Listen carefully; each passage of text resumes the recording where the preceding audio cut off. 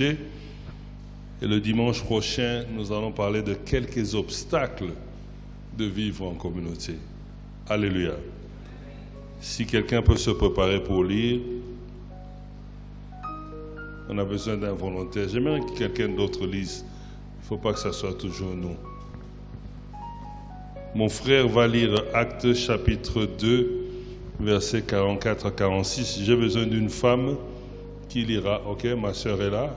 Ouf, on en a deux. Bon, c'est elle qui avait levé la main avant. Mon frère, dès que tu termines, tu donnes le micro derrière.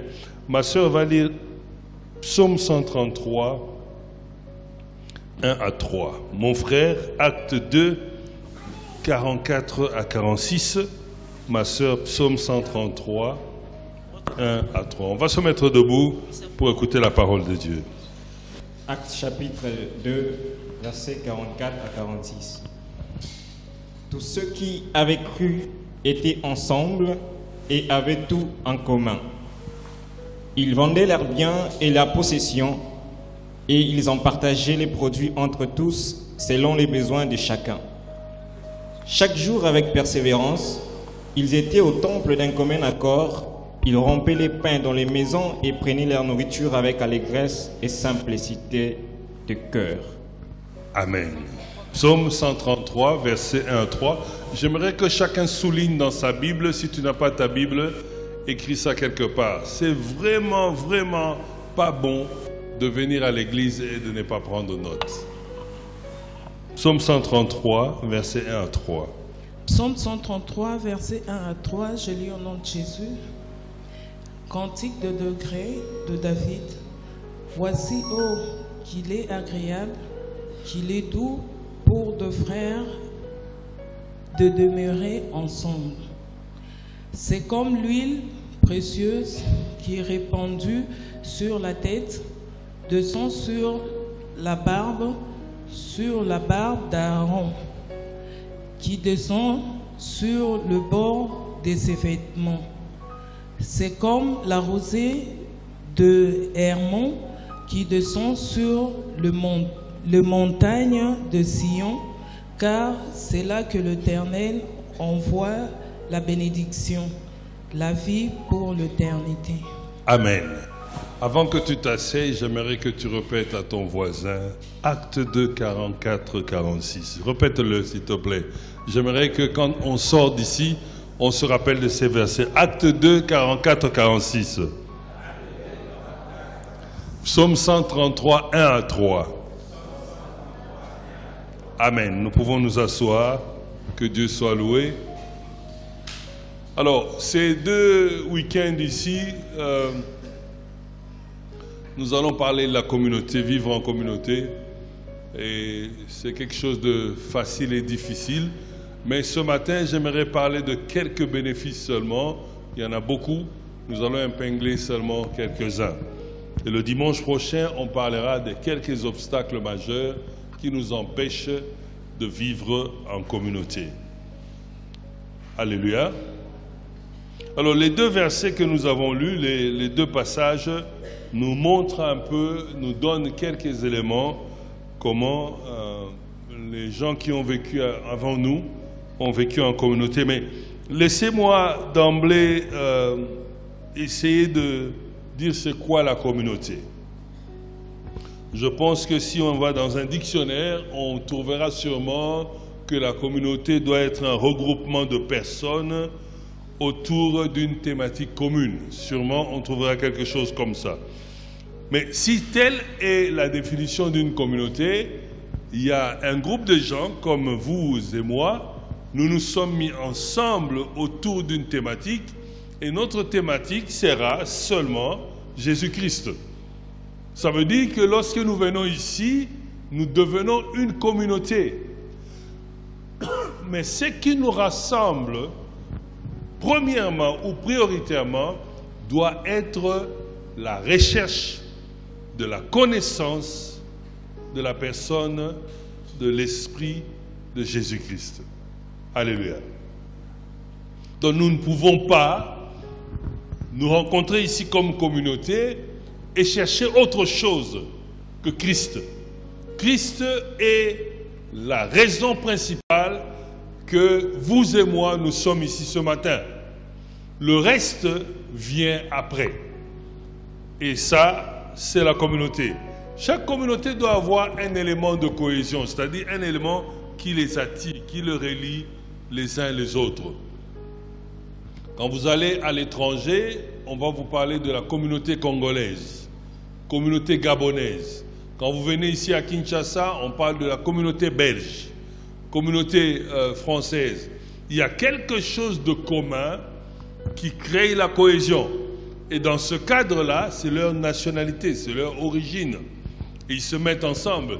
Vous savez, c'est curieux, lorsque je suis en Afrique, je sais différencier peut-être un Kenyan, je sais le différencier, un Somalien, un Égyptien ou un Algérien ou un Ghanéen ou un Nigérien.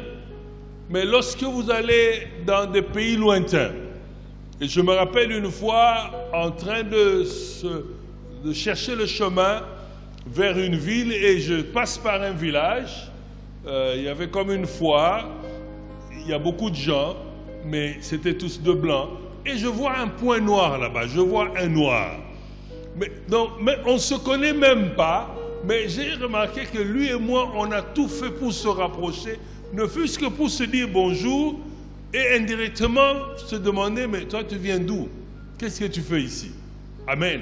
Donc, lorsque on se retrouve loin des origines, le point commun, quand je suis au Congo, c'est peut-être mes amis, ou ma famille, ou peut-être pour d'autres, leur province d'origine. Quand vous entrez dans la province, vous allez dans les territoires d'origine. Quand vous entrez dans les territoires, vous allez dans des groupements d'origine. Donc, ça ne fait que prendre des dimensions. Et lorsque je me retrouve en Amérique, au Canada, ou ailleurs, ou en Chine, ou au Japon, je ne pense plus congolais, mais je pense plus africain. Alléluia. Donc, le point d'adhésion, le point de cohésion peut changer à un moment. Mais pour nous, chrétiens, notre point de cohésion reste toujours la parole de Dieu. Alléluia. Et le thème principal pour nous, c'est Jésus-Christ. Mais la communauté partage aussi entre ses membres quelques valeurs culturelles et quelques normes. Nous vivons en termes de normes, en termes de valeurs, en termes de culture. C'est pour cela que les gens de telle tribu mangent ceci, ceux-là mangent cela. Donc, c'est une communauté, ils ont quelques valeurs, ils ont la culture. Moi, je ne sais pas manger l'escargot. Je n'ai pas grandi comme ça.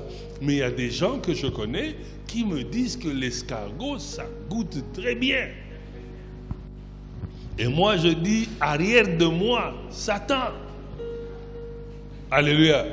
Je connais quelqu'un qui, avec sa femme, chaque fois qu'il va en province, en voyage, il achète un morceau de cobra, le gros serpent. Moi, je ne peux même pas m'approcher de cela. Mais si tu me mets devant le riz et le pondou, je suis champion. Alléluia. Donc, tout cela sont des valeurs culturelles qui font que ça identifie les gens d'une communauté. Et nous, les chrétiens, nous avons aussi des valeurs qui doivent nous identifier. Ici, je ne parle pas de la communauté en dehors de l'Église. Je parle de la communauté telle que nous sommes ici. Alléluia. Nous devons apprendre en tant que chrétiens à vivre en communauté. Alors la bagarre, c'est de savoir c'est où nos valeurs culturelles, c'est où nos normes, c'est où les autres valeurs que nous devons vivre avec. Et lorsque nous venons à l'église, nous quittons nos familles, nous quittons nos quartiers, chacun de nous vient dans un coin et on se met ensemble. En réalité, tel que nous sommes ici, c'est une communauté qui a mélangé beaucoup de choses. La première des choses pour voir une communauté autour de nous, c'est que chacun de nous vient d'une famille. La famille d'où nous venons, ça fait partie de ma communauté. Après la famille, évidemment, il y a mes amis. Il y a des gens que j'appelle amis. Et je le dis encore, je voudrais te confirmer, tu n'as pas beaucoup d'amis sur la terre. Si tu en as 5, tu as la grâce. On confond toujours amis et autre chose. Ok? Après les amis, il y a les gens qu'on appelle les camarades. Là, tu en as beaucoup, les camarades. Et tu le confonds avec les amis. Après les camarades, il y a les gens qu'on appelle les connaissances. Je connais cette personne. Et après les connaissances, il y a les passants. Tout ce groupe-là forme les gens qui sont dans ta communauté, autour de toi. La famille, nécessairement, est liée à quelque chose de biologique.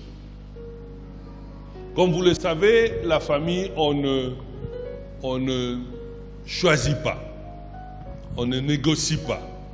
On est né dans telle famille. Peu importe la situation économique, la situation sociale de la famille. Tu peux prier, tu peux renverser le monde. Dieu savait, avant ton arrivée sur la terre, que ta famille sera comme ça. Il savait que ton papa sera un soulard.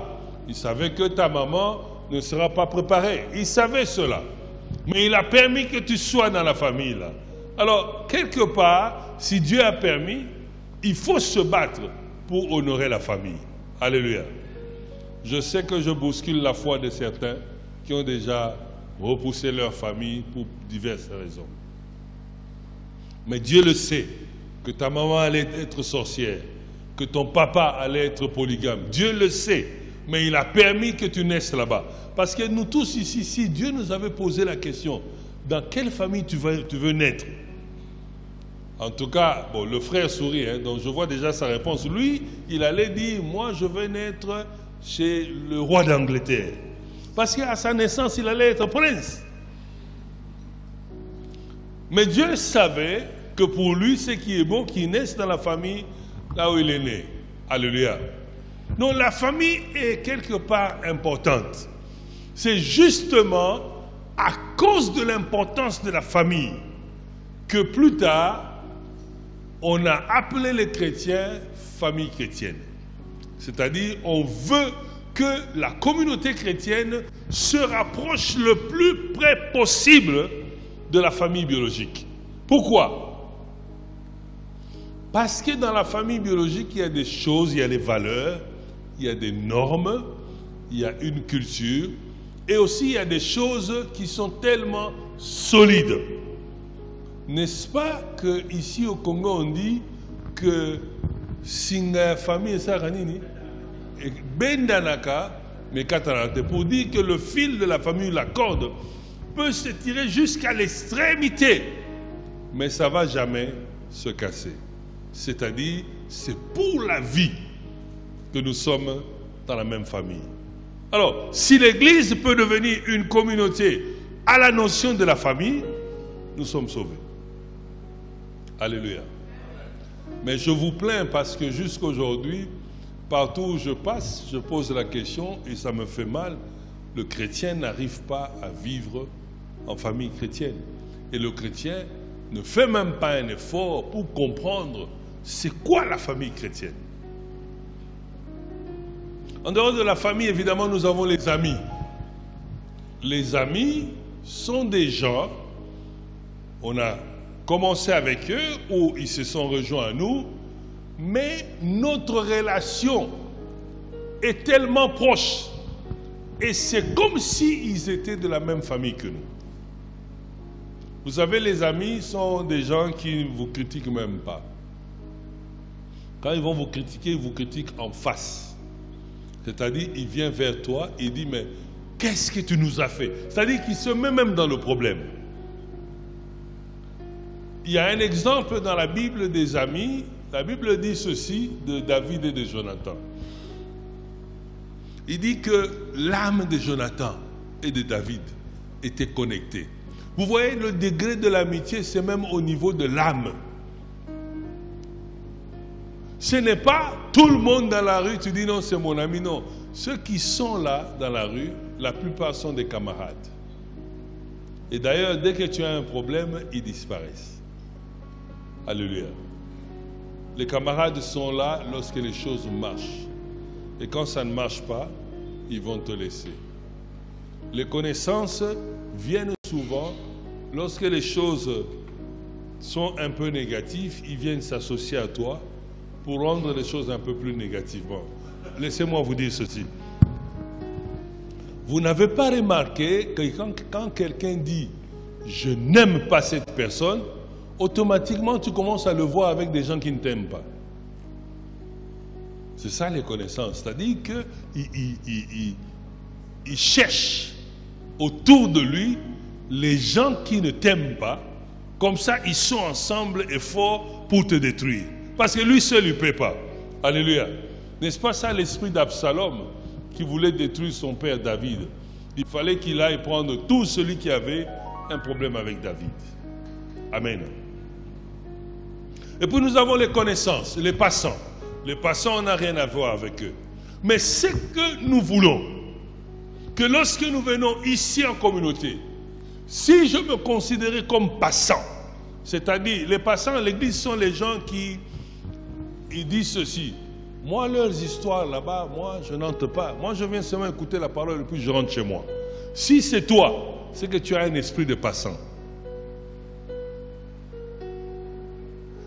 Vous voyez les gens qui ne veulent rien à l'église. Frère, on a 2 minutes seulement de réunion. Non, non, non, non, moi je dois partir. Frère, le mercredi, on aura... Non, non, non, moi je n'aurai pas le temps, je serai au travail. Et il dit clairement que moi, dans votre église là, moi je ne viens que pour écouter pasteur Manassé et puis je pars. Vos autres histoires là, ça ne me regarde pas. Il est membre de la communauté, mais il a un esprit de passant. Alléluia. Mais il y a d'autres qui sont membres de la communauté, mais eux ont l'esprit de connaissance. C'est-à-dire des gens qui sont là seulement pour dire, Sœur Marie, il y a Sœur Jeanne. Donc il commence à recruter les gens contre Sœur Jeanne. Parce que lui, il a un problème avec Sœur Jeanne, mais il ne sait pas s'attaquer à Sœur Jeanne parce que Sœur Jeanne est costaud. Alors il commence à chercher dans le groupe.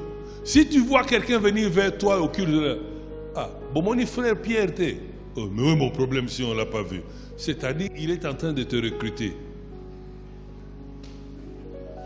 Est-ce que yo quitté ma cambo modérateur à l'obaki lobby? Namone tabané ko boire que la bino, hein? Oh, à boire que l'yote, il est en train de recruter. C'est-là, c'est l'esprit de connaissance, c'est-à-dire l'esprit d'Absalom. Si tu acceptes, et tu acceptes, il a 5 personnes, maintenant ils deviennent forts et ils créent des problèmes à l'autre sœur. Il peut même décréter Moutape Sakaye Moutsumbotate à l'église. Alléluia. Mais ceux qui se considèrent comme camarades, ce sont les gens qui, à l'église, ils voient que tel monsieur n'est pas venu pendant 3 semaines. Ils s'inquiètent et ils cherchent la personne pour savoir comment il va et essayer de prier pour lui. Ils essayent d'entrer positivement dans la vie de quelqu'un pour l'aider à avancer.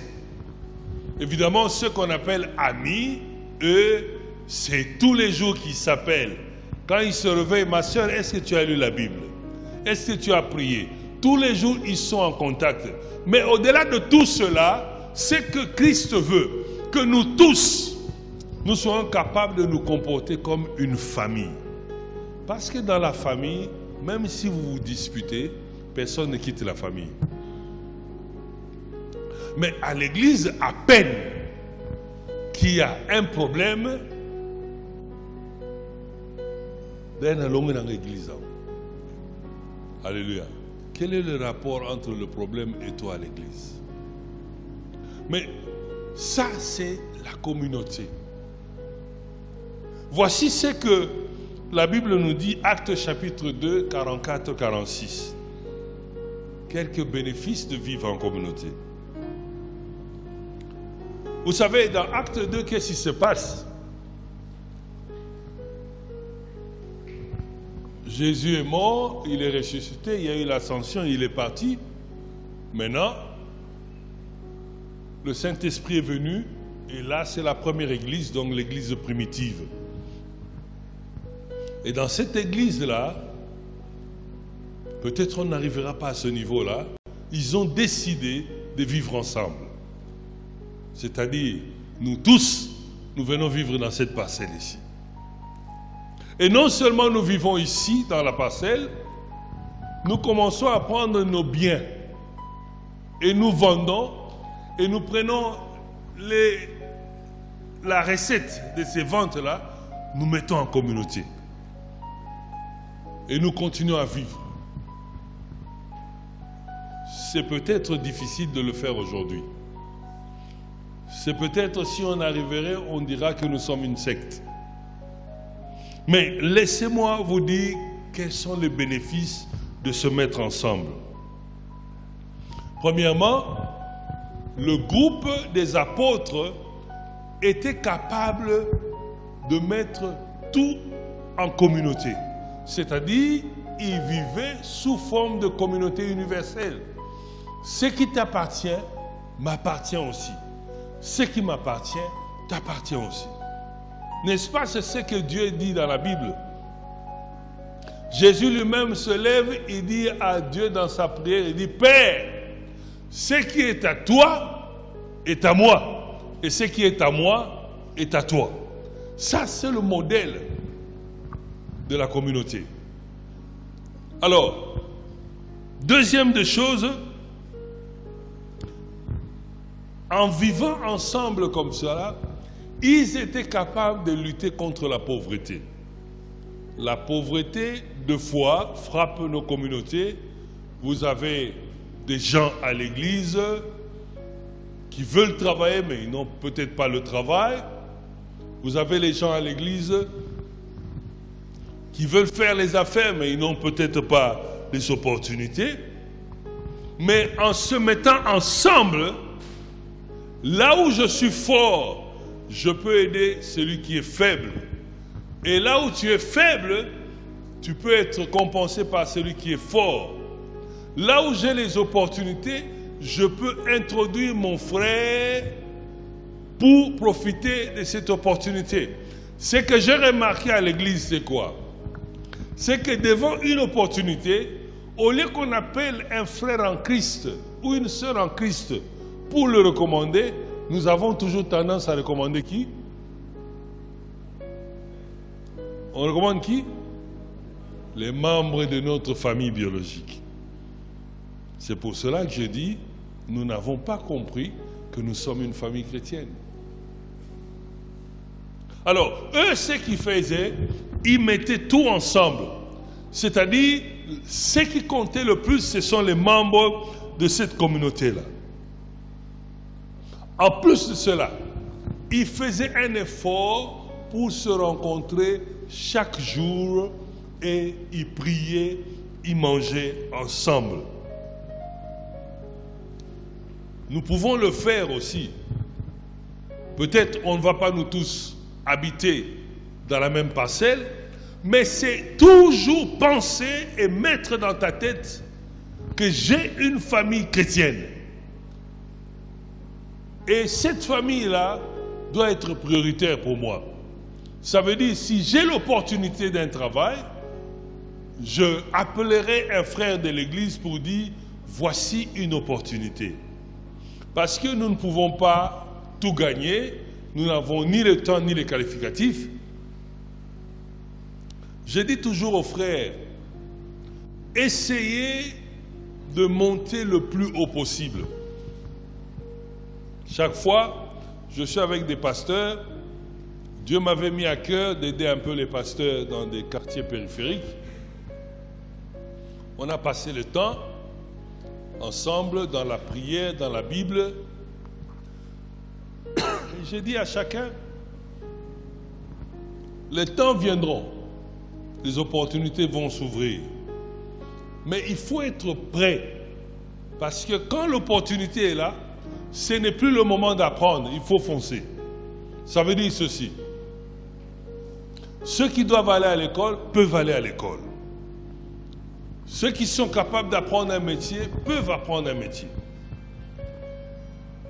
Il ne faut pas attendre que lorsque l'opportunité est là pour commencer à rentrer à l'école. Alors on a travaillé et puis un jour, je dis aux amis, voilà, il y a une opportunité, j'ai 2 postes pour un salaire de 2500 $.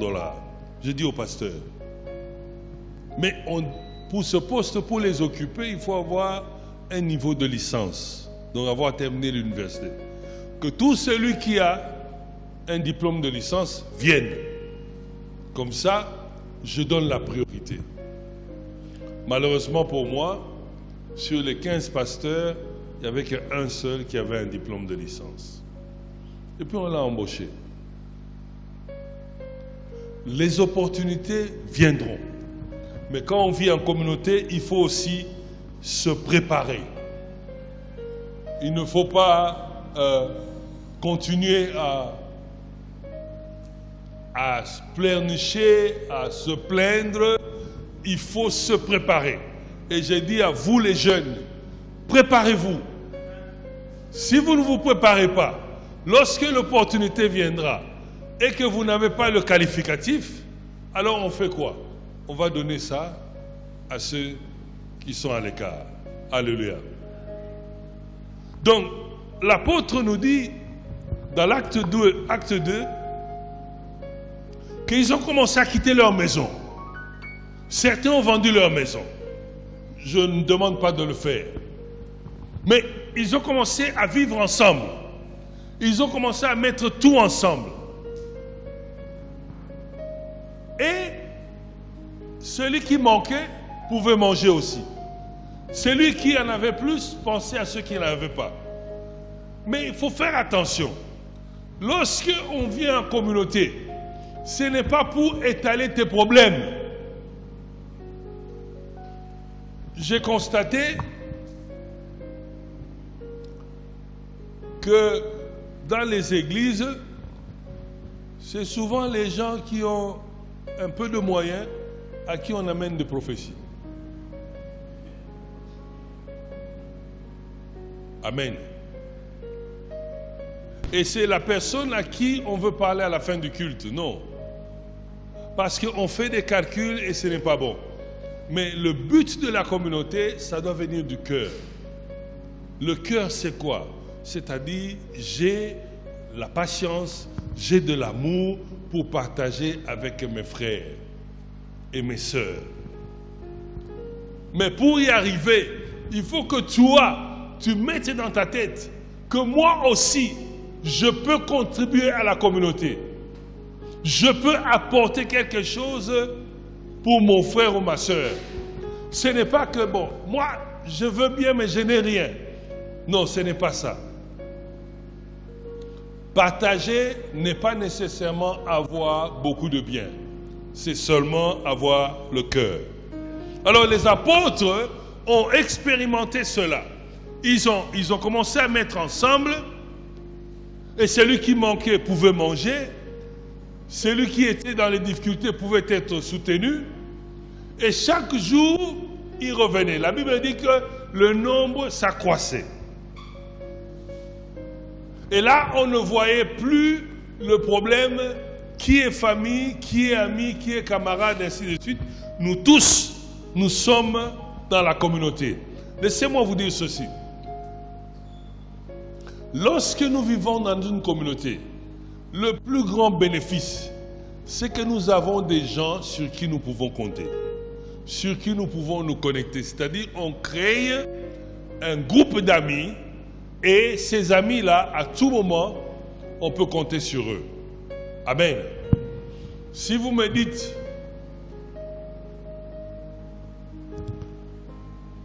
d'aller en banque, demander un crédit de 10 000 $, je n'irai pas au guichet. Parce qu'au guichet, ça me prendra 3 mois pour régler ce problème.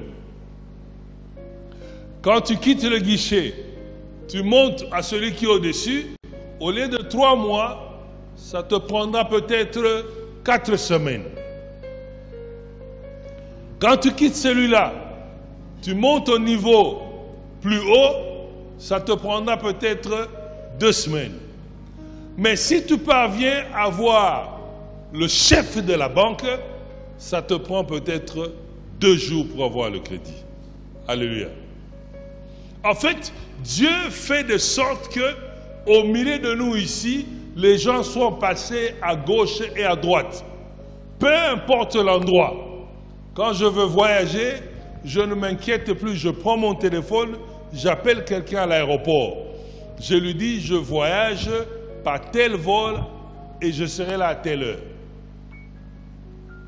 Quand j'arrive, je trouve déjà les choses bien emplacées.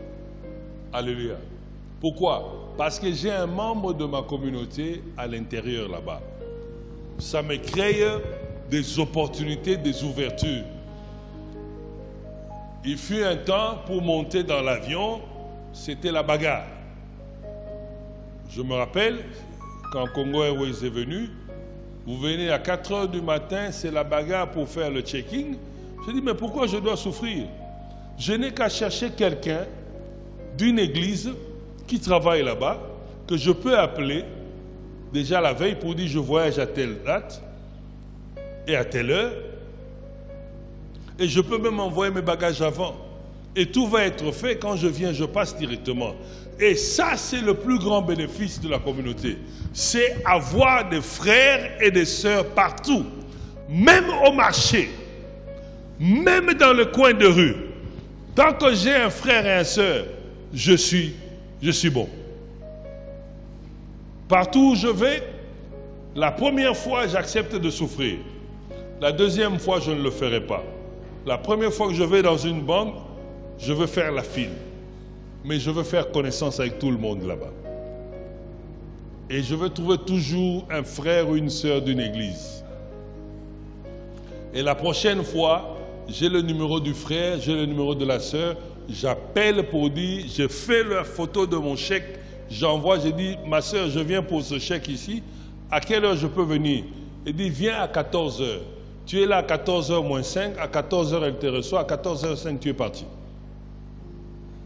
Mais tu vas voir les gens assis depuis le matin, dehors, en train d'attendre, en train de murmurer. Mais où se trouve ta communauté? La communauté sert à cela, à créer des réseaux, à faciliter la vie. Nous ne pourrons pas venir vivre dans une même maison ici, mais nous pouvons bénéficier de la communauté par nos relations. Les relations, ce n'est pas venir demander de l'argent à quelqu'un. Les relations, c'est de rendre service et demander qu'on te rende service aussi. Alléluia. Alors, maintenant les choses sont faciles. Ça commence à devenir facile. 2 fois, j'ai 4 voyages à faire dans un mois. Je ne veux pas commencer à me casser chaque fois. Même pour acheter le billet d'avion, j'ai résolu le problème. Je ne prends qu'Éthiopienne. J'entre à l'internet, je réserve mon billet et puis j'appelle l'agence d'Éthiopienne parce que finalement je suis parti là-bas plusieurs fois. J'ai pris leur numéro, on a causé, j'ai découvert des chrétiens là-bas. Il y a des chrétiens partout. Partout. Même au marché, il y en a. Même les transporteurs au marché, il y a des chrétiens. Même ceux qui vendent des crédits, il y a des chrétiens. Et ce sont les membres de notre communauté. Et j'ai découvert tout cela. Je fais ma réservation, j'appelle le frère, je dis frère, j'ai fait la réservation, j'envoie le chauffeur avec l'argent. Le chauffeur vient, en 1 minute on le reçoit et puis ça passe. Et quand je veux prendre l'avion, j'appelle là-bas à l'aéroport. Je prendrai l'avion à telle heure. Et quand tu viens, tu passes directement et tu sens que ta communauté est en train de t'aider. Alléluia. Tant que tu ne veux pas créer, t'immiscer dans la communauté, ici à l'église, c'est toi qui es perdant. Non, je voulais te dire que c'est toi qui es perdant, ma soeur. Alléluia. Parce que personne n'a dit Amen. C'est toi qui es perdant. Tu ne peux pas vivre sur la terre si tu n'as pas des amis. Dieu ne nous a pas appelés à vivre seuls. On a toujours besoin d'un plus petit que ce soit. Nous avons des problèmes parce que nous entrons en communauté avec des préjugés. Et quand on entre dans une communauté, on doit respecter les valeurs de la communauté. C'est-à-dire, certaines valeurs, on ne les accepte pas. Et quand tu respectes les valeurs de la communauté, les choses deviennent un peu plus faciles. Alléluia. Donc les apôtres ont commencé à vivre comme ça. Et regardons Psaume 133, 1 à 3.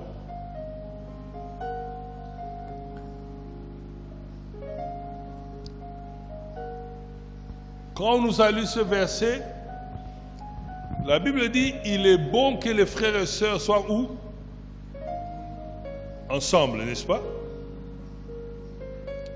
C'est comme nous ici, ce sont des frères et sœurs. Nous sommes ensemble. Donc nous formons une communauté. Mais il dit, c'est comme, c'est là où il déverse l'huile la meilleure. Et cette huile-là, c'est comme si ça tombe sur la tête d'Aaron, n'est-ce pas? Et ça descend sur sa barbe pour aller tomber sur ses vêtements. Alléluia. Et à la fin du verset, il dit, c'est là où il y a la bénédiction et il y a encore quoi? La vie pour l'éternité. Vous savez, si tu crois que tu viens à l'église pour apprendre à parler en langue, tu t'es trompé. Nous sommes venus à l'église pour nous exercer à suivre le chemin de Jésus-Christ. Les parler en langue sont des bénéfices. Les dons et les visions sont des bénéfices. On a changé l'ordre des choses. Tout est motivé par des prophéties. Tout est motivé par des visions. À peine que tu rêves de quelque chose, ça devient la vérité. Ah, nalota qui est koutuboui. Kebana serwa nalota qui est mabé. Alléluia. Mais Aaron était qui? Aaron, c'était le sacrificateur principal. Alléluia. Laisse-moi t'expliquer bien. Parce que j'ai l'impression que beaucoup d'entre vous, vous n'avez pas encore compris comment vivre en communauté. Mon frère, tel que tu me vois là, je n'ai rien reçu de mon Père à part la vie. Tout le reste, c'est grâce à Dieu, par Jésus-Christ et le Saint-Esprit. Mais Jésus-Christ, toi tu le vois, le Saint-Esprit tu le vois, je le vois que par lui. C'est par le frère que je vois Dieu. C'est par lui que les anges vont entrer et agir. C'est par lui que Jésus va agir. C'est lui l'image de Dieu. C'est par ces gens qui sont autour de toi que le chemin va commencer à s'ouvrir. Tu peux aller à la montagne prier. Ça ne fera rien. Je ne me rappelle pas d'avoir prié 100 jours. Je n'ai pas besoin de cela. J'ai besoin d'être correct dans mon cœur avec mon Dieu. Et j'ai besoin de bien traiter les frères et les sœurs de ma communauté. Et j'ai appris cela, à bien traiter les gens. Pas seulement en les aidant avec l'argent, mais en étant disponible pour eux. Donner le temps, réfléchir, les accompagner. Pendant 15 ans, 18 ans, j'étais pasteur dans une église en Amérique. Mais j'avais une communauté plus large que les membres de mon église. Et tout le monde se référait à moi. Et ceux qui ne priaient pas avec nous, et ceux qui priaient avec nous, tout le monde se référait à moi. C'est-à-dire que quand tu viens chercher du travail dans une entreprise, dans une usine ou manufacture, on te demande, donne-nous les noms des références. Il faut 3. Et tout le monde savait, mets seulement le nom de pasteur Guy. Dès que l'homme blanc voit ça, il dit, ah, c'est pasteur Guy. On te donne le travail directement. Aaron était le sacrificateur principal, c'est-à-dire celui qui était à la tête des choses spirituelles.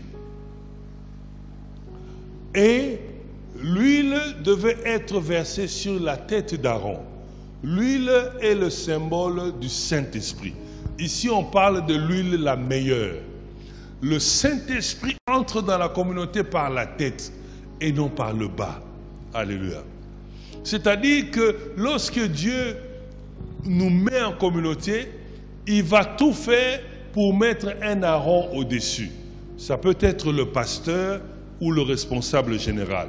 Je prends le cas d'ici, c'est le pasteur Manassé.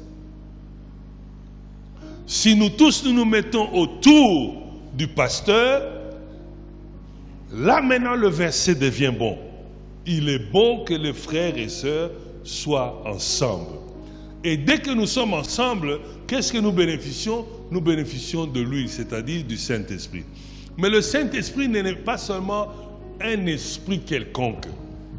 Quand on dit l'huile la meilleure, c'est-à-dire toutes les facettes spirituelles que le Saint-Esprit peut apporter.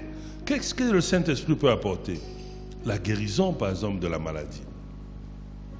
Il peut même apporter la richesse. Il peut apporter les opportunités de la vie. Il peut apporter tout ce que nous cherchons. Mais il apporte par le biais de la tête. Et quand la tête reçoit, la tête ne garde pas et ça coule vers quoi? La barbe. La barbe, c'est un enfant de 10 ans ne peut pas avoir de barbe. On va commencer à le critiquer dans le quartier. Même dans la famille, on va dire oh azanandok. Na 8 ans boisa bimandef. Azana molimo mikolo. Alléluia. N'est-ce pas? Si ton fils de 8 ans a la barbe, c'est inquiétant, mon frère.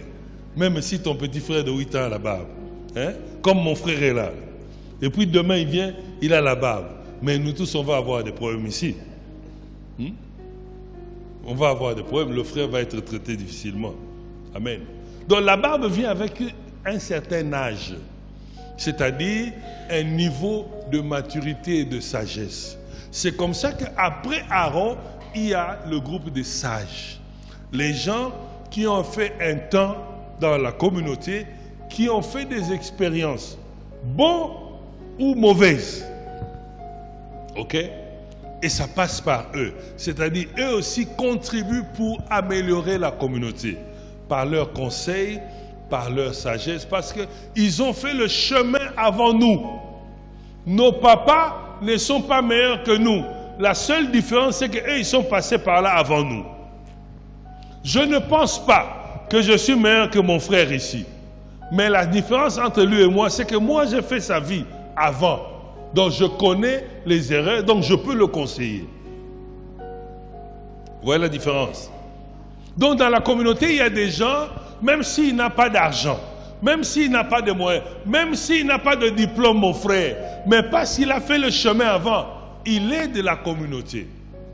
Et ces gens sont importants. Nous pouvons avoir un pasteur hyper spirituel, mais on a toujours besoin des gens à côté de lui qui sont peut-être moins spirituels, mais qui ont de l'expérience. Et c'est ça la communauté. Et dans cette communauté-là, lorsque l'huile quitte la tête, passe par la barbe et vient toucher le vêtement. Le vêtement, c'est la protection divine qui est sur chacun de nous. Et ça touche ce vêtement-là, et plus tard, ça peut aller en bas. Donc, dans une communauté, nous tous, nous bénéficions d'une protection divine qui passe par le chemin d'en haut. Mais la Bible dit, c'est là qu'il y a la bénédiction. Laisse-moi te dire, et je te défie pour cela. Il y a des bénédictions que tu ne peux obtenir que si tu viens à l'église. Il y a des choses, tu peux aller toi-même à la montagne prier. Dieu va te le donner. Mais il y a des choses que tu n'auras jamais seul. Tu ne l'auras que ici, à l'église. Il y a des choses que tu n'auras que dans la communauté. Et lorsque tu es capable de vivre dans une communauté, et si tu es dans une bonne communauté, les opportunités aussi sont nombreuses. Alléluia.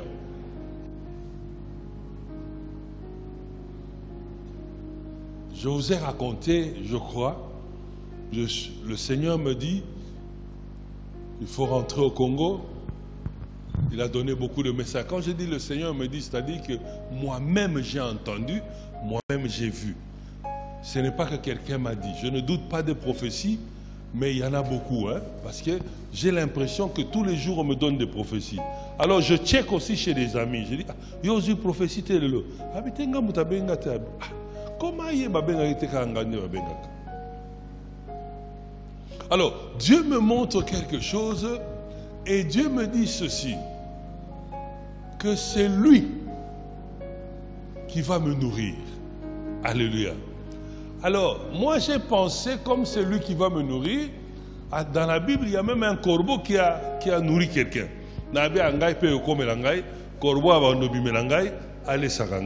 Alléluia.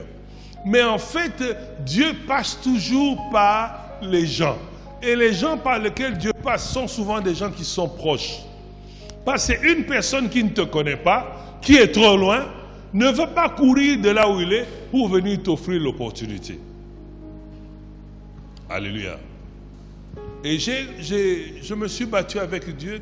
J'ai dit, tu vas me nourrir, j'ai besoin d'un salaire. Et j'ai entendu dans moi combien. Moi, j'étais bête. Je croyais que j'allais dépasser Dieu. Au lieu de dire même 20 000 par mois, j'ai eu peur. Moi-même, j'ai eu peur. J'ai dit, 20 000 est belé boy. Alors, j'ai dit à Dieu, je voudrais avoir un salaire de 8 000 $ par mois. Hein? Ça, c'est ma prière avec Dieu. Maintenant, quand j'ai dit 8 000 $, j'ai commencé maintenant à raisonner, mais Tawapi, comment ça va se faire? Mais j'ai quand même dit 8 000. Alléluia. Maintenant, qu'est-ce qui se passe? C'est que Dieu me fait passer par une autre personne, et par cette personne-là, je vais avoir ce contrat-là. Et cette personne-là, c'est un membre de la communauté chrétienne. Quand elle me voit dans son bureau, elle dit, oh, mais toi tu es ici. Tu ne vas pas rentrer maintenant. Je dis, non, non, je suis ici. Je voulais sortir du bureau. Elle dit, non, non, on a un contrat ici qu'on a laissé tomber. Est-ce qu'on ne peut pas sortir cela pour toi? Alléluia. Donc, je n'ai fait aucune démarche, mais comme Dieu avait promis, il a utilisé un membre de la communauté pour toucher et m'ouvrir la porte. Laisse-moi te dire, si tu es bon avec nos amis qui sont assis ici dans la chaise là, ta vie va changer. Ta vie va changer. Parce que tu minimises les gens qui sont ici. Tu les regardes avec les yeux physiques. Tu les vois, ils sont minces, ils n'ont pas de véhicule, tout ça. Tu te dis non, non, détrompe-toi. Parce que Dieu les regarde spirituellement. Dieu veut transformer quelque chose en une seconde. Vous savez, tu peux regarder quelqu'un comme ça, tu dis, ah, son aspect extérieur, qu'est-ce que je veux gagner là-bas? Mais lui, son frère, il est le garde du corps du président de la République. Donc, ça dit que si lui parle à son frère peut parler au président directement. Ne minimise jamais un membre de cette communauté. Jamais. Accepte-le comme il est. Accepte-le avec ce que toi tu crois qu'il a. Mais ne le minimise pas. Parce que tu ne sais pas. Peut-être c'est par lui que le chemin va passer pour toi. Alléluia. Donc moi je ne savais pas comment ça allait se passer. Et le Seigneur me pousse. C'est une histoire. C'est comme ça que moi je dis toujours que Dieu m'aime plus que vous tous. Non, je répète, je crois toujours que Dieu m'aime plus que vous tous. Je ne sais pas votre degré d'amour avec Dieu. Mais c'est-à-dire que quand Dieu dit quelque chose, et on ne sait pas comment ça va se passer. Alors je demandais à Dieu, mais comment ça va se passer? Dieu me montre une vision, quelqu'un viendra te chercher, ainsi de suite. Mais je suis allé, je fais une prière, on me demande de faire la prière pour Anatolia, pour la nourriture. Vous savez, la nourriture, hein? On fait la prière pour la nourriture. Non, pasteur, pourquoi vous, chez vous, vous demandez au pasteur de prier pour votre nourriture? Ça, c'est rabaisser le pasteur quand même. Hein? Non. Tu peux prier aussi pour la nourriture. Bon, bref, c'est bon. Mais ma prière pour la nourriture a fait tomber une dame qui était à côté. Moi, j'ai prié pour la nourriture. L'esprit qui était dans la dame, là, a été secoué et tombé. Alors, la dame ne me connaissant pas, comme elle est tombée, maintenant elle doit me parler. Maintenant, elle me dit son problème. Elle n'avait pas pardonné quelqu'un. Elle cite le nom de la personne, et moi, je connaissais la personne. Je cherchais la personne. Et je veux voir la personne juste pour dire bonjour. Et cette personne, en sortant de son bureau, dit « Oh, ne pars pas comme ça. Il y a un contrat ici qu'on n'a jamais utilisé. » Vous comprenez? Donc, je suis allé manger chez quelqu'un, la personne est tombée. Même la prière de la nourriture, quelqu'un est tombé. On dit seulement bénir la nourriture, la personne est tombée. C'était justement le plan de Dieu pour que je parle avec la personne. Pour qu'elle me sorte le nom de l'autre là. Quand elle m'a sorti le nom, moi je suis allé pour autre chose et je sors de ce bureau là avec un contrat de $8,000 par mois pendant 6 mois. Et c'est ça que je suis en train d'essayer de vous expliquer, c'est quoi la communauté. Les bénéfices de la communauté. Nous sommes devenus trop spirituels, on chasse beaucoup de démons, ok? Mais on ne soigne pas les relations à l'église. C'est très dangereux. Soignons nos relations ici à l'église. Soyons bien avec les gens. Entre nous, frères et sœurs. Ce n'est pas bon qu'on nous retrouve ici, les gens ne se parlent pas, les gens sont des ennemis, ils ne se saluent pas. Alléluia. Lèvons-nous un peu, on va se lever un peu, levez-vous un peu, levez-vous un peu. J'aimerais que tu circules dans la salle, salue le maximum de personnes. Dis-lui que tu es mon frère et ma soeur. Non, pas les mêmes personnes, pas choral, que des bouilles. Hein? Pas choral. Salue un peu le voisin là-bas. Dis-lui que je t'aime. Nalinga kayo, bagate nalinga kayo.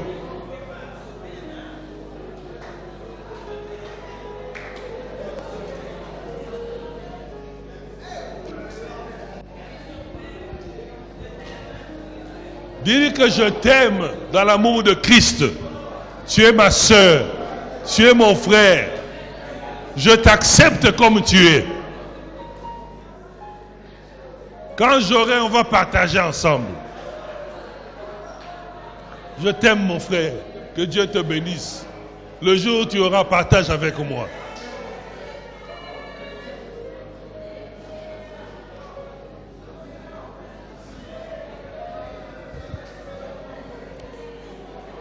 Dans la joie, nous reprenons nos places. Ma soeur, je t'aime dans Christ. Que Dieu te bénisse.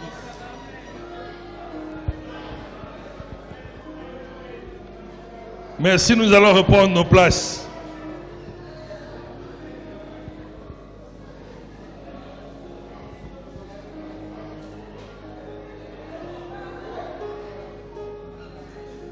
Alléluia. Même ce petit exercice, vous sentez la délivrance. Il est bon de vivre en communauté. Parce qu'il y a des bénédictions qu'on ne peut recevoir que lorsque nous sommes ici. Mais nous devons faire un effort. Vous savez ce qu'on appelle érosion dans les quartiers, n'est-ce pas? Est-ce qu'une famille seule peut combattre l'érosion? C'est toujours la communauté ensemble pour combattre l'érosion. Tu ne peux pas combattre toi seul. Il faut toute une famille. Même quand il y a la guerre, on ne peut pas laisser une personne faire la guerre. C'est toute la communauté, tout le pays qui vient pour faire la guerre. Alléluia. Moi je vous dis ceci. Il y a des bonnes choses dans cette communauté. Il y a beaucoup d'opportunités ici. Mais il faut qu'on s'accepte. Il faut qu'on accepte d'aimer l'un, qu'on accepte ses défauts, qu'on l'aide pour ses défauts. Aider, ce n'est pas critiquer. Aider, c'est parler à la personne en face, avec amour pour lui dire, j'ai remarqué ceci, mais moi aussi je suis passé par là. Mais pour sortir de là, voici comment j'avais fait. Quand tu donnes des conseils, prends d'abord la chose, et puis après tu peux reprocher quelqu'un. Alléluia. Mais si nous n'avons pas cet esprit de communauté, nous allons nous battre, nous allons nous battre, nous allons nous battre. Alléluia. Il n'y a pas longtemps, j'ai appris qu'il y a un frère qui a eu le visa. Il a eu le visa pour voyager. Pour aller faire sa vie en Europe. Mais il n'avait pas assez d'argent pour le billet d'avion. J'ai appris la nouvelle. Il ne m'a pas demandé. J'ai demandé, envoyez-moi le frère. J'ai dit, frère, j'ai appris que tu as eu le visa. Il dit, oui, papa. Je dis, tu pars quand? Il dit, non, j'ai encore des difficultés pour rassembler l'argent du billet. Je dis, viens demain, à telle heure. Il vient demain, le lendemain, à telle heure. Je le prends dans la voiture. On va à Ethiopian, la compagnie éthiopienne.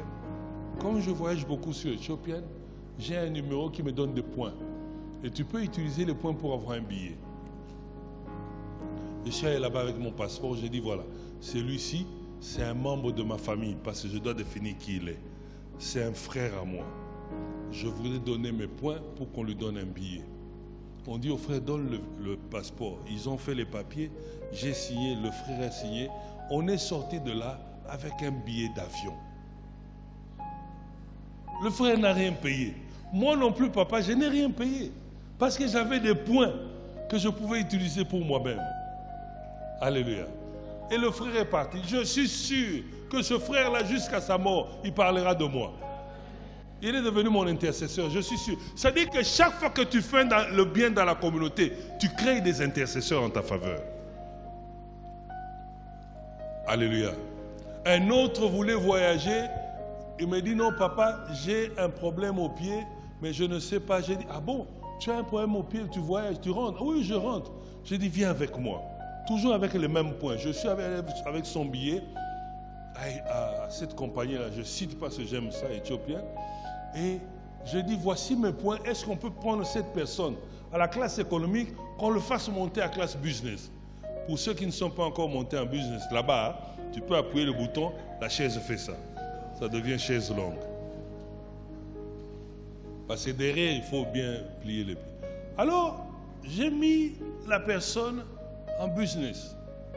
Il était un peu malade avec son pied. Donc, il a voyagé à l'aise. Et je suis sûr que cette personne prie pour moi jusqu'à aujourd'hui. Alléluia. Je ne sais pas ce que toi tu peux faire pour quelqu'un d'autre dans cette église. Ce n'est pas seulement venir et dire, papa, na lota ki on a boutou, ozobe tambunda, et la kisini. Non, on n'a pas besoin de cela. Alléluia. Parce qu'on rêve trop. On rêve trop. Surtout nous les Africains. Oh, je sens comme si Dieu m'a dit non, laisse un peu ces histoires-là, viens et tu dis, je voudrais aider cette personne parce que j'ai remarqué ceci dans sa vie. Et c'est ça l'exercice que j'aimerais pour dimanche prochain. Nous allons nous exercer à vivre en communauté. C'est-à-dire chacun de nous ici a quelque chose dans sa maison, ou là où il habite, ou à son travail, qu'il n'utilise pas, ou qu'il n'utilise plus, mais qui est en bon état. Chacun de nous, nous allons mettre une table là-bas. Le protocole, ma soeur, vous allez mettre une table ici, dimanche prochain. Nous tous, nous allons faire un effort de venir à temps. Et tu amènes ton colis. Peut-être tu as une chemise que tu as seulement portée une fois, mais tu as grossi à cause du foufou. Hein? Tu peux bien nettoyer, bien repasser, bien emballer. Il faut bien emballer. Et on va déposer sur la table. Alléluia. Et puis à la fin, chacun va faire un tour sur la table et voir s'il va trouver quelque chose qui l'intéresse. Et puis il prend, il part. C'est-à-dire que tu amènes, tu ne vas pas reprendre ce que toi tu as amené. Hein? Parce que ce que tu as amené, tu n'utilises vraiment pas. Il y a beaucoup de choses dans nos maisons. N'est-ce pas ma soeur? Toutes les robes là qui t'ont quitté. Mais tu gardes ça pourquoi? Oh non, on a bombi caca. Mais ça t'a déjà dépassé. Alléluia. C'est possible mon frère. Même toi, tu peux aussi amener. Nous devons être capables de s'exercer. Ici là, il n'y a pas de sorcellerie. Ici, il n'y en a pas. Non, j'ai dit ici à l'église là, il n'y a pas de sorcellerie. Parce que tout est neutralisé dans le sang de Jésus. Alors tout ce qu'on mettait sur la table là est déjà lavé, sanctifié par le sang de Jésus. Donc il n'y a pas à avoir peur. faut pas avoir peur. Faut pas être comme les gens de la rue qui nous font rater les opportunités. Aujourd'hui, les Kanabalaba, Moutakabeli, mon frère, ah, la CP, moi je prends. Moi je prends. Un jour, je passais là, quelqu'un m'arrête, il dit non, l'Esprit de Dieu m'a dit de te donner l'argent. J'ai dit, ouais, Pierre. Il m'a donné comme ça 300 000 francs. J'ai pris pour lui, j'ai dit que l'Esprit qui t'a parlé puisse te remettre x10. Dans le nom de Jésus-Christ, je sanctifie cet argent qui va être utilisé pour la gloire de Dieu. Amen, amen. Et j'ai pris les 300 000. Mais vous savez quoi? En sortant des 300 000, Dieu me fait montrer quelqu'un qui était dans le besoin. Et je lui dis, frère, Dieu me dit que tu as un besoin. Il me dit, oui, papa, on a une situation de 300 000. J'ai pris l'argent, j'ai passé là-bas. Donc si là-bas j'avais refusé, l'autre n'allait pas bénéficier. Nous allons faire l'exercice de vivre en communauté. On ne va pas commencer à prier en langue ici. On n'a pas besoin de cela. Ce n'est pas un exercice de combat spirituel. C'est un exercice d'expression d'amour et de se débarrasser de l'égoïsme. Chacun de nous va regarder chez lui qu'est-ce qu'il a en bon état. Non, on a dit en bon état. Et puis tu nettoies bien. Non, on ne veut pas ça. Tu nettoies bien, tu emballes. Pas dans le sachet vivant, tu emballes bien. Ok? Ni le sachet au bas. Et tu emballes ça bien, tu viens déposer. On n'a pas besoin que tu écrives là, ça vient de frère Guy. Non, on n'a pas besoin de cela. Tu déposes. À la fin du culte, nous allons marcher nous tous. Et on regarde, tu prends et tu pars anonymement. Même si tu me vois prendre ce que toi tu as déposé. Non, non, c'est pas ça l'exercice. Alléluia. Ça peut être tout. Tu peux avoir un cahier qu'on n'a jamais utilisé, tes enfants n'ont pas utilisé. Tu peux déposer. Quelqu'un ici, la rentrée va être là bientôt, n'est-ce pas? Quelqu'un peut récupérer ce cahier pour donner à son fils. Ça peut être un paquet de stylos. Quelque chose que vous n'avez pas utilisé qui est en bon état. Je dis bien en bon état. Ok? Ne viens pas avec bon tricot et c'est sous. Non, non, non. Non, non. On a dit tu prends un. Pourquoi tu veux prendre 3, 4? Alléluia. Nous pouvons le faire. Chacun à son niveau. Amen. J'aimerais seulement celui qui veut marcher avec moi. Moi, je vais amener. Je veux voir chez moi à la maison ce que je n'utilise pas. Et je veux bien nettoyer, bien arranger. Et comme maman n'est pas là, elle est partie en vacances, donc je ne prendrai que de mon côté. Mais je veux aussi lui demander la permission. Et je veux mettre sur la table.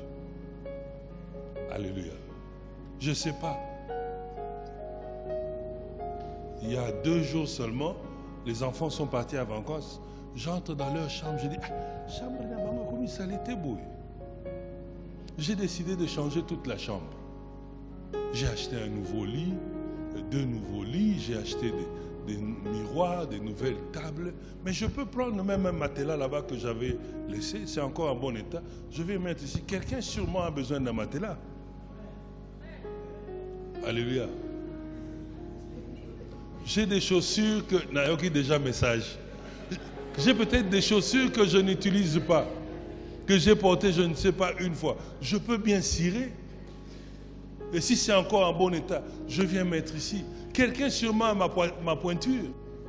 J'ai des costumes que je ne porte plus. Je peux mettre. On peut remplir cette table-là et créer une autre table. On peut le faire. Alléluia. Ma frère, comment tu as... pasteur Guy, hein?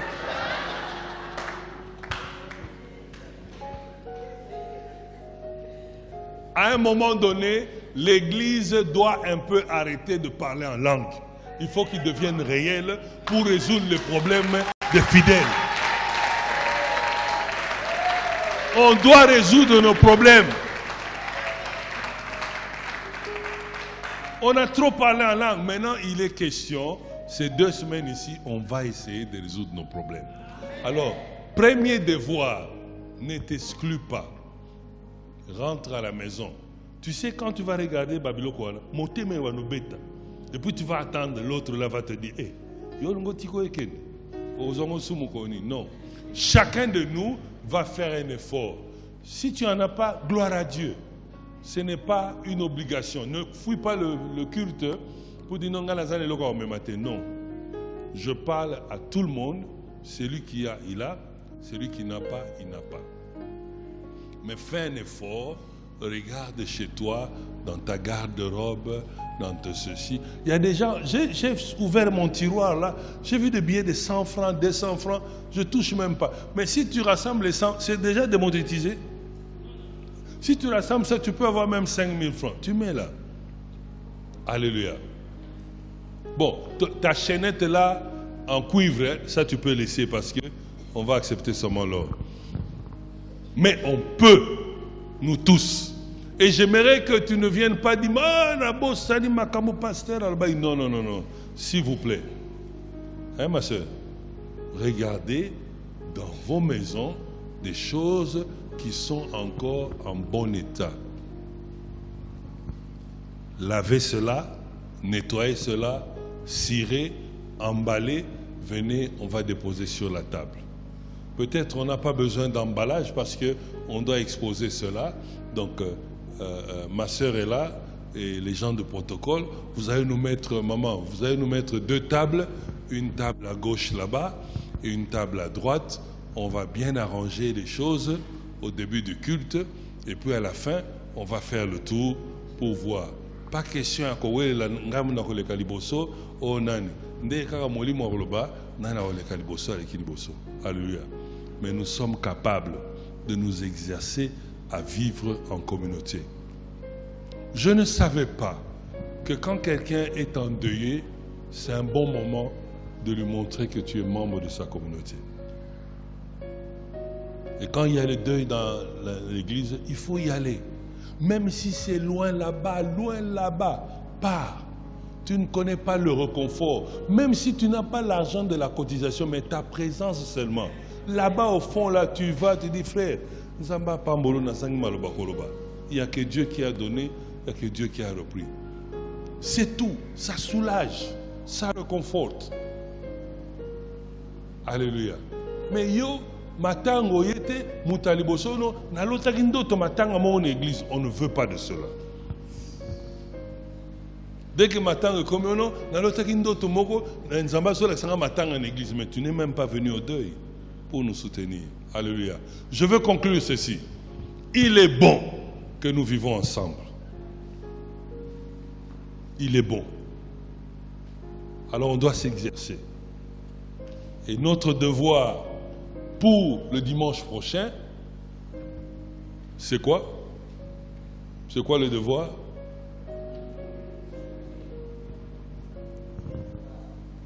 Vous avez déjà oublié le devoir? Amener quelque chose, pas une chose, pas 2 choses, plusieurs choses si c'est possible.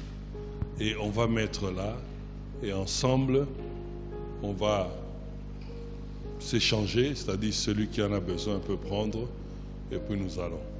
Amen. Peut-être chez toi, il y a 4 sacs de foufou. Et que tu dis, bon, je n'ai rien, mais j'ai 4 sacs. Je prends un sac, j'amène là. Et tu mets là. Alléluia.